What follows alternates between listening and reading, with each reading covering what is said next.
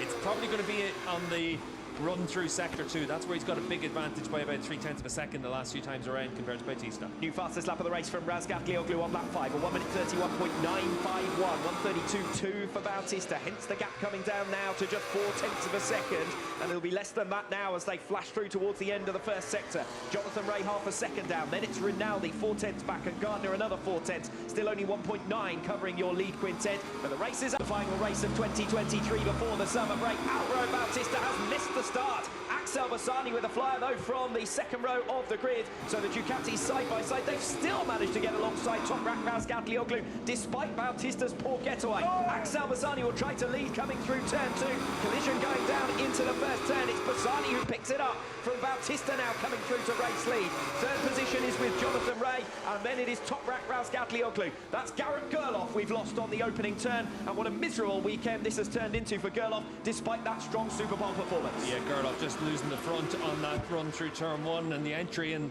that's his race done, and it looked like it was another rider went through the escape road in front of the field. Bautista missed the jump off the line, but as you click through the gears, that Ducati's just able to get himself to the front. And Razgatlıoğlu has dropped back from first to fourth, so it's going to be tough for him from here on in. Bautista leads, Bassani keeping up the pressure from P2, then it's Jonathan Rea. In fact, Michael Ruben Rinaldi almost getting alongside Toprak Razgatlıoğlu there. This has been a sluggish start on the opening lap from Toprak. Yeah, and Alvaro's struggling to get the bike stopped a little bit into that right-hander, it looked like, so Bassani's been able to get very close to him at this stage.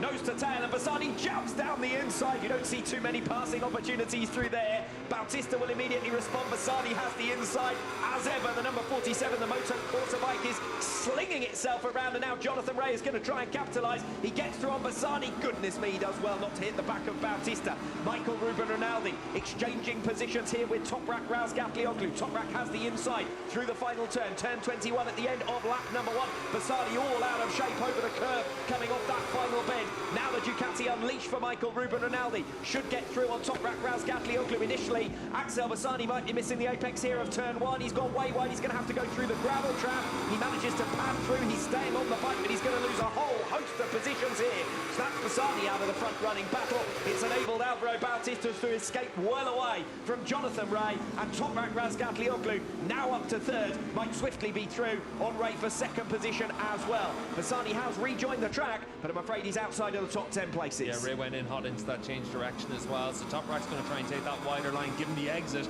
That sets up the move through turns 13 or 15. Toprak Razgatlıoğlu versus Jonathan Rea. That's been the battle for top spot in each of the first 2 races of this weekend. It is not the battle, I am afraid, here. That's Eric Granado. He's crashed out on lap 2. But up at the front, your 2 riders dueling at the moment are dueling for second place. Bautista 0.4 of a second clear at the head of the field. Yeah, but Bautista lost 0.3 of a second in the last sector. Rea is bringing Razgatlıoğlu and Rinaldi towards the race leader. Michael Ruben Rinaldi, to his credit, performing the best we've seen from him at this weekend. His best group position of the weekend, of course, after losing his fastest time in the Super Pole session, and he's fought his way gradually through the field. He's now right in contention for the podium places as Loris Baz tries to hold on ahead of Danilo Petrucci. That was brave from Baz and managed to make it stick to hold on against Petrucci for P8. This is the recovering Axel Bassani. He's just got through on Dominic Egerter for P11. Super stuff though from Baz from the 5th row of the grid to get himself up into the top 10 straight away. Rinaldi again trying to move alongside Toprak Razgatlıoğlu, but in the braking zone, Toprak holds on. Alvaro Bautista with a 1 minute 32 flat. Jonathan Rea with a 1 minute 32 flat. Toprak Razgatlıoğlu actually a 10th of a second slower than the riders ahead of him last time around, so nothing to choose between Bautista and Rea early on. The longer the race goes on though, the more Alvaro Bautista will feel that this race is coming to him. Rea slightly offline again, holds back Toprak Razgatlıoğlu. That is the line Rea takes through that section, but it's Rinaldi that lost a lot of time there with running a little bit too deep, but the top 3 really have bunched right up on each other. Rinaldi wide again, and Remy Gardner almost alongside as we ride on board with Bautista. It does look as though Rinaldi managed to hold the position, but a gap that was 0.6 of a second to Remy Gardner is now just a 10th, and Gardner's having a storming day here in Most. Yeah, Gardner's been fast all the way through the weekend, and this is his chance to be able to come away with a decent finish. He wants that top 5. That's really been where he's been all the way through this week.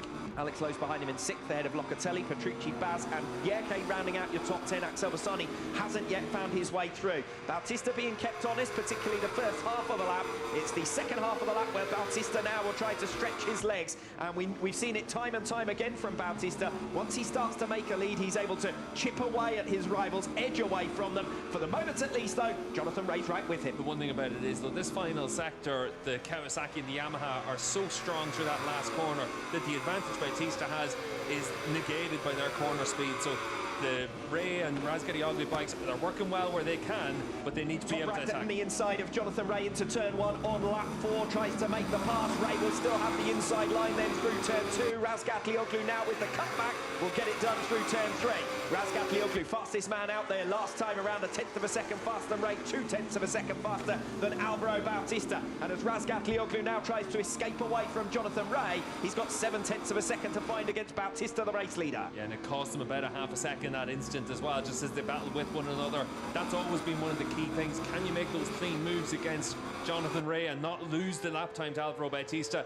Toprak lost some time, but now he's trying to just gain it straight back, and you can see how much he's been able to stretch away from Ray just from this onboard shot. Yes, Jonathan Ray already 3/10 of a second back from Toprak Razgatlıoğlu, who now occupies second position. We ride on board with the race leader to see the gap back to Razgatlıoğlu. Jonathan Ray sits in 3rd place. Michael Ruben Rinaldi keeping him honest, only a few tenths of a second back, and credit to Remy Gardner for what's been a super ride in race 2 thus far. He sits in P5 ahead of Andrea Locatelli, Danilo Petrucci, Loris Baz, Axel Bassani, and now Xavi Vierke. Couple of incidents already on this lap.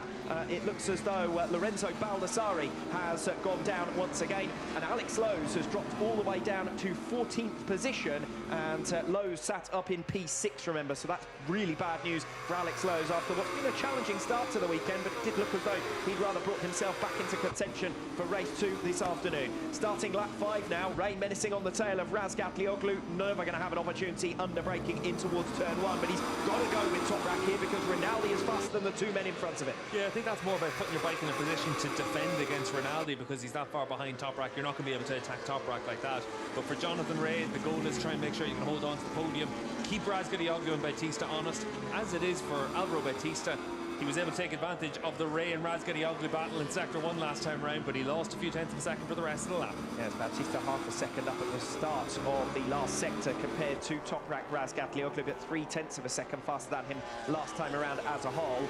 Jonathan Ray 3/10 slower than Razgatlıoğlu, hence the gap that you can see on track now. Rinaldi not really making continued progress against Jonathan Ray, who begins to dig in on lap 5. Still only 1.8 seconds covering your lead quintet. To the credit of Remy Gardner, he's sticking on in there. Yeah, Toprak's in a position to attack now, though. He's been able to close right up on Bautista. Doesn't have to worry about Jonathan Ray.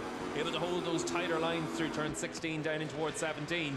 So for Toprak, he knows... Oh, big moment for Alvaro Bautista as they make their way through turn 17 and 18. Could this be an opportunity on lap 5 in towards turn 20? Alvaro Bautista holds track position, but Toprak Razgatlıoğlu will feel that Bautista is absolutely on the limit, and the gap is the smallest it's been all race so far. That's going to give Toprak confidence to be able to see a moment like that for Bautista. He'll know that there will be an opportunity for him. It's probably going to be on the run through sector 2. That's where he's got a big advantage by about 3/10 of a second the last few times around compared to Bautista. New fastest lap of the race from Razgatlıoğlu on lap 5, a 1:31.951, 1:32.2 for Bautista, hence the gap coming down now to just 4/10 of a second, and it'll be less than that now as they flash through towards the end of the first sector. Jonathan Ray half a second down, then it's Rinaldi 4/10 back, and Gardner another 4/10, still only 1.9 covering your lead quintet, but the race is up front as Razgatlıoğlu charges onto Bautista's tail. Gotta say, Toprak running so close to the gravel there on the run through. That's actually a track well, using as much curb as possible on the entry into turn 5. He's committed at this stage. He knows his Toprak time. It's now or never against Bautista. The longer the race goes on, the more Bautista will settle into his rhythm, the more others around him will start to fade, and Bautista is always able to keep up his pace for longer into the race. But here comes Toprak Razgatlıoğlu. Is he close enough in towards turn 15? The answer to that is no. Could he set himself up for turn 17, where Bautista looked vulnerable a lap ago? He's right on his tail now, Razgatlıoğlu. Bautista holding firm. Turn 20. So many times Razgatlıoğlu Razgatlıoğlu's favoured overtaking opportunity. It could be into there on lap 6. Bautista leads, but only by 0.2 of a second against Toprak Razgatlıoğlu, who again is not quite close enough into turn 20. Look how defensive Bautista is. In all the braking zones, he's trying to be in the middle of the track so that he can defend against Toprak. He knows that Toprak's got the faster bike. This is a battle of track position. Bautista has it right now, but the exit of turn 10 is going to be critical. We saw last time around, Toprak was able to close right up through that section of 11, 12, 13, those sweepers in the middle of the lap. He's going to give himself a chance to make a move into turn 15. 792 metres down the start-finish straight. That's enough for the Ducati to stretch its legs and open up a little bit of a margin to Toprak Razgatlıoğlu. We know Toprak's biggest strength is under heavy braking, and Bautista's speed down the start-finish straight negates that into turn 1. But elsewhere around the lap, Razgatlıoğlu is all over Bautista's tail. Nothing to choose between the top two now. Toprak's so much faster than Bautista, but Bautista's putting his bike where it needs to be. This is the important corner for Toprak. Get the exits through here, and then you're into the sweeping section. He's going to be close enough onto the bridge this time, unless Bautista goes super defensive. Through the high-speed corners now. Razgatlıoğlu with the momentum will catch Bautista by surprise into turn 13. Bautista now with the cutback. Race to turn 15, where it's single file through there, and Razgatlıoğlu has track position, and Razgatlıoğlu has the race lead once again in Most. He's a little bit deep, but Bautista not close enough to gather it up. It's one line through this section, but if you're able to carry a bit more momentum, Alvaro Bautista might be able to get close enough to attack into the penultimate corner. He'll certainly try and make a move down the start-finish straight. Bautista pushing hard. He's not waiting for the final third or even the second half of this race. He wants to come straight back at Razgatlıoğlu, but look at how strong the 2021 world champion is on the brakes, and that's all Razgatlıoğlu needed to open up a little bit of a margin, and boy did he need to open that margin, because onto the start-finish straight is a golden opportunity for Alvaro Bautista. He's got to get the exit right coming off the final turn at the end of lap 7. Razgatlıoğlu to the inside will be deep on the brakes. Alvaro Bautista's got the top-end power. He's got the straight-line speed, but he's only got second position. Razgatlıoğlu holds firm up front. And that's the key. Can Bautista get close enough to attack again before we come to turn 1 next time around? Toprak needs a super pole lap now. Try and open up a few tenths of a second and then break away from Bautista. Bautista was your race leader as they crossed the line, 0.006 of a second in it. Razgatlıoğlu has now recovered that top spot. Jonathan Rea just can't keep up with them, I'm afraid. He's a second back in third position. He's got his own fight on his hands just to try and defend against the likes of Rinaldi and Gardner, who's sticking on in there. Secondary group further back, well, Axel Bassani's done really well to recover from his off-track excursion early on. He's now right on the tail of Danilo Petrucci. So Gardner, Petrucci, Bassani in that order for top independent. It's not smooth and easy for Alvaro Bautista right now whenever he's trying to chase down Razgatlıoğlu. You can see as he moves, the bike moves around underneath him. It grips, it spins, and he just loses that momentum compared to Toprak. Toprak's doing what he has to do to be able to just stretch out those few tenths of a second any chance he gets. Bautista would probably be happy enough to pick up another 20 points given what the weekend has held for him thus far, but if he can get a swing and take the race victory, that really will be a confidence boost ahead of the summer break at a circuit that has not been kind to him thus far. Home man Oliver Koenig, unfortunately, coming into the pits, looks like this race is going to come to an end for him. Alvaro's going to have a chance to make a move into turn 1 once again because he's really close coming off that last corner. Here comes Bautista, start of lap number 9. Bautista led Razgatlıoğlu over the line a lap ago. He's on par with him again at the start of the 9th. Side by side into turn 1. Razgatlıoğlu still has the high ground. Nervous smiles though now in the Pata Yamaha pit box. So many times this season we've seen it where Bautista's just taken that watching brief, and then when he wants to make the move and attack and open a gap, he comes through on a rider. Toprak's been faster than him all the way through this weekend. It's now up to Toprak to make sure he can keep him at bay. Just 0.003 of a second between the two of them on that last lap around. Razgatlıoğlu and Bautista evenly matched over the course of a full lap, but most of the circuit it is Razgatlıoğlu who looks the stronger of the two. It's most of the circuit, but last time around into turn 20, Toprak, the rear end slid on the entrance to the corner. It cost him that bit of speed and confidence into the right-handers at the end of the lap. That allowed Bautista to come back to him. So for Toprak, he knows that he needs to be inch perfect through there to just give himself the chance to open up that gap. Bautista with a bit of a run actually through the high-speed section here, but Razgatlıoğlu with track position.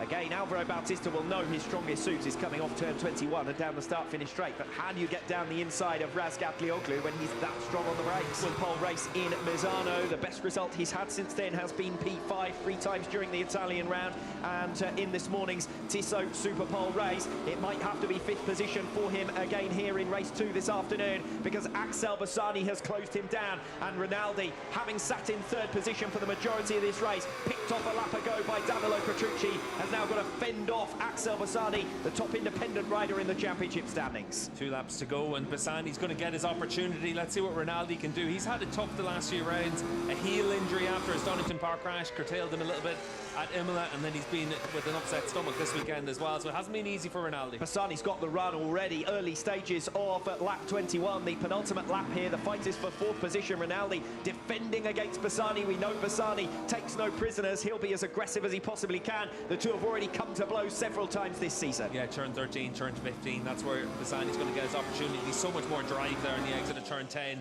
so you'd imagine in the sweepers he's going to come through. And Rinaldi taking a bit of curb as well. Bassani with the impetus, and Axel Bassani bidding for his first podium of the weekend to get back up onto the rostrum after his 2nd place finish in race 2 of the Italian round. Has cleared 1. Can he now go after Petrucci? He can't go after Petrucci, but he might be able to go after Ray, but with only a lap to go, probably going to run out of lap times. But for Petrucci, it's going to be a move into turn 1, a repeat of what he did on Rinaldi to try and take P2. 4th place certainly settled. Bassani comes through on Rinaldi. He's already gapped him 3/10 of a second. Danilo Petrucci switching to the inside line as they come into turn 20 on the penultimate lap. It's now all about 2nd place. Ray versus Petrucci. Once again, as we saw in the UK round, does the Ducati have the power advantage down the start-finish straight? 792 metres to try and get the pass done for Danilo Petrucci, the top independent rider in this race. Already once a podium finisher this weekend. He gets alongside Jonathan Ray. The Kawasaki can't answer back, and Petrucci has made his pass, but Ray bundles back through. Jonathan Ray will never give up without a fight. Yeah, and then for Petrucci it becomes a question of whether or not you can make the move at the start of the lap, or you have to wait like Bassani did into turn 13. And Danilo Petrucci already up alongside Jonathan Ray. He's got the elbows out there, trying to force Ray out of the way, and Ray said, I don't think you think so. He's seen all of that and more in his years in the Superbike World Championship. Yeah, great defensive riding from Jonathan Ray, but Bassani's with them now as well. Yeah, watch out for Axel Bassani. Gap less than a second between 2nd and 4th places. I think it's just a little bit too far to come for Axel Bassani. For Danilo Petrucci, it's now about getting close enough into turn 20. He was already close to Ray a lap ago through there. The one thing is he's able to carry all the momentum through the change of the direction at the end of the lap of 16, 17, 18 to set the move up. We'll see what he can do. Danilo Petrucci closing in on Jonathan Ray. Will Ray be able to hold him at bay here for 2nd position? And how about Bassani? The gap that was 1.5 seconds is now down to just 6/10 of a second. He sniffs an opportunity to get up onto the podium places if these two should come to blows, and they might well do so because they are nose to tail. Petrucci will dive to the inside line into turn 20 for the final time. Ray will have the cutback. Short shoot now to turn 21, but Ray has the inside line. Will try to push Petrucci out of the way. Alvaro Bautista returns to winning ways. His first race victory of the weekend to take maximum benefit from Toprak Razgatlıoğlu's retirement. Danilo Petrucci is through on Ray in the run to the line.